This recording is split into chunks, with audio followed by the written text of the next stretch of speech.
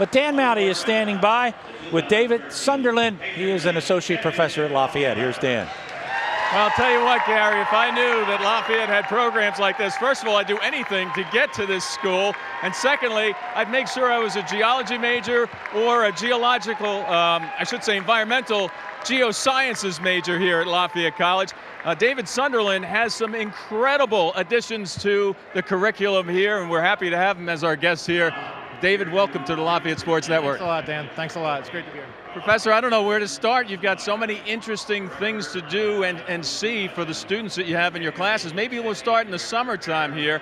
The summertime course, you take your students to national parks throughout the country, mostly southwestern U.S., and tell us a little bit about where you take them specifically and what they learn.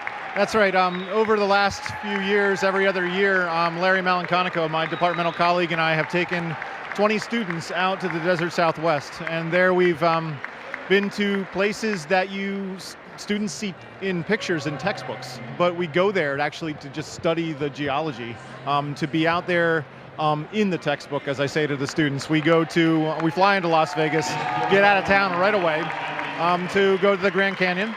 And then we go up into southern Utah, where some of the great national parks of Utah are all desert, but that exposes all the rocks for us to see.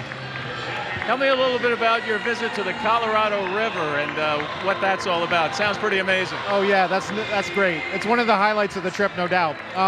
So with the course, we take the students down into the Grand Canyon. We in fact raft down into the canyon.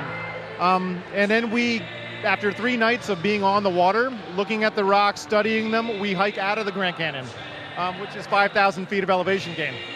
Now we get to the location that I'm most jealous of, the Galapagos Islands, and it happens, what better time than in January.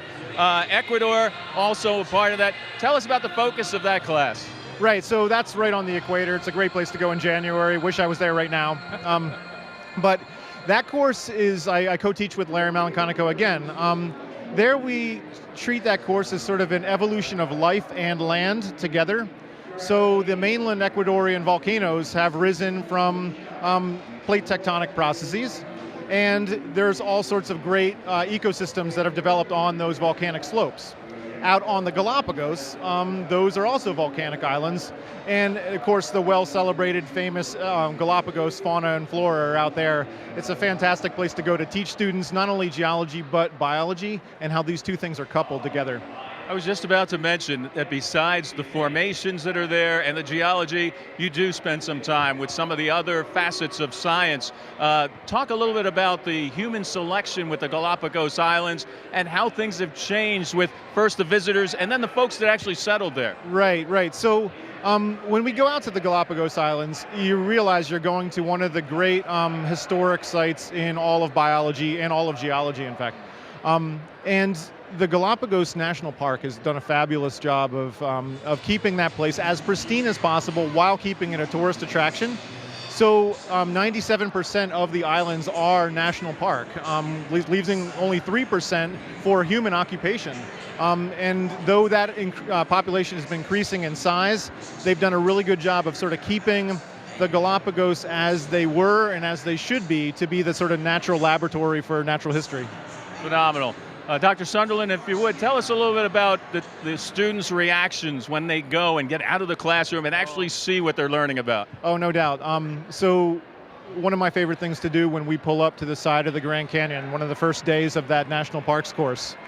So we pull up to the side, it's an evening time, it's usually sunset, and I've looked into the Grand Canyon maybe a dozen times in my life.